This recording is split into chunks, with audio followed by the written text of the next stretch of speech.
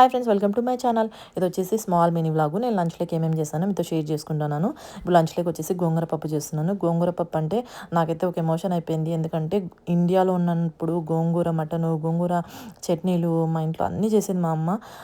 అట్లాంటిది ఇక్కడికి వచ్చిన తర్వాత అబ్రాడ్లో ఉండే వాళ్ళకి తెలుస్తుంది గోంగూర విలువ. అస్సలు చిక్కదనమాట. ఈ సమ్మర్ వస్తే అట్లీస్ట్ కొంచెం ఓన్ హౌసెస్ పండించుకుంటారు, కానీ అస్సలు చిక్కదు మాకు. ఈ గోంగూర చింత చిగురు పప్పు అంటే ఒక ఎమోషన్ అయిపోయింది. ఇంకా గోంగూర అయితే కానీ అట్లీస్ట్ గోంగూరనే చిక్కుతుంది, చింత చిగురు అయితే మరీ దారుణం, అస్సలు చిక్కదు.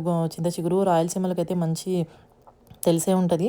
ఇప్పుడు వచ్చేసి పప్పులేకి మంచిగా పప్పు, కందిపప్పు అట్లీస్ట్ వీలైతే నైటే నానబెట్టుకొని వంట చేయండి, గ్యాస్ ప్రాబ్లమ్స్ ఉండవు అనమాట. ఇప్పుడు వచ్చేసి పప్పులేకి కొంచెం పసుపు, చింతపండు, గార్లిక్, ఆనియను, టమోటా, పచ్చిమిర్చి, గోంగూర, తర్వాత కొంచెం ఆయిల్ వేసేసి బాగా ఎంత క్వాంటిటీ కావాలో అంత క్వాంటిటీ వాటర్ పోసుకొని కొంచెం గట్టిగా ఉండాలి పప్పు. మూత పెట్టేసి మనము ఈ ఆయిల్ వేయడం వల్ల మనకి ఈ ఆకులు అనమాట నల్లగా కాకుండా ఉంటాయి. వేసేసి ఒక 4-5 విజిల్స్ పెట్టేస్తే మంచిగా ఉడికిపోతుంది. నేనైతే సాల్ట్ లాస్ట్లోనే వేసుకుంటాను.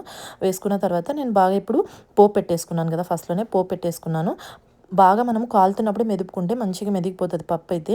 మళ్ళీ చల్లబడినాకైతే అంత మెదగదనమాట. ఇందులోకి వచ్చేసి అప్పుడే నేను చూపించాను కదా, మా వారికి కొంచెం ముద్ద కావాలన్నారు. మంచిగా కినోవా ముద్ద పెట్టాను. నాకైతే రైస్ పెట్టుకున్నాను, చికెను, ఇంకా అన్నీ ఉండాలి కాబట్టి బ్యాలెన్స్డ్గా ప్రోటీను, కాప్స్, తర్వాత మనకి ఇట్లనే తింటామన్నమాట. ఇది మా వారి ప్లేటు.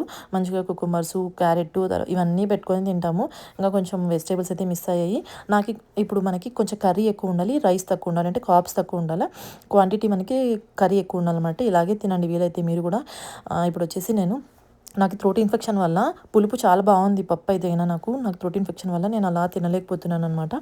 పప్పు మాత్రం సూపర్గా ఉంది. రాయలసీమలోకి అయితే మరీ తెలుస్తుంది గోంగూర పప్పు, గోంగూర పుల్లగూర అంటే. మీరు కూడా నచ్చితే ఒకసారి చేసుకొని తిని చూడండి. వీడియో నచ్చితే ఛానల్ సబ్స్క్రైబ్ చేసుకోండి. Thanks for watching my video. By.